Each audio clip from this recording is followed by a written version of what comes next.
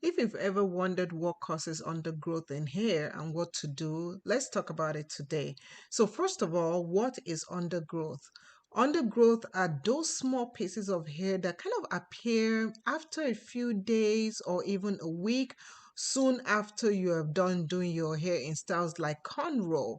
Now, you might wonder what causes undergrowth to happen. So, when you cornrow your hair and you notice short strands, it's typically because not all of your hair is in the same length, and some strands may not reach the end of the cornrow, and also all hair strands, each of them have their own individual hair cycle. So when your hair grows, it sheds, it comes out, and another hair strand starts growing out of that follicle. So it's not always going to be the same length. And for some people, that is kind of bothersome for them. But that is just the life cycle. Think about each strand of your hair like a human being. Everybody doesn't get born the same day. Everybody doesn't always die the same day. So just think about it that way. You do have some catch up to do.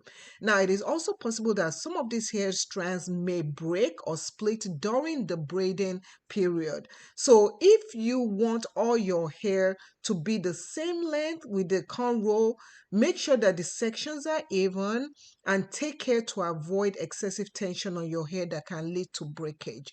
Once again, I want you to just not over stress about this. What you should figure out is how to maintain your hair. So some ways that you can do it is after doing your hair, some people use gel, and when you go to sleep at night, you can tie down your hair with a scarf, lay it down so that it doesn't get frizzy easily.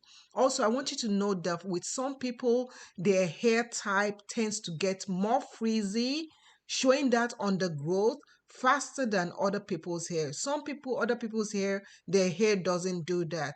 So, with that being said, you will always have undergrowth. Everybody has undergrowth because your hair length and your hair life cycles are never going to be the same.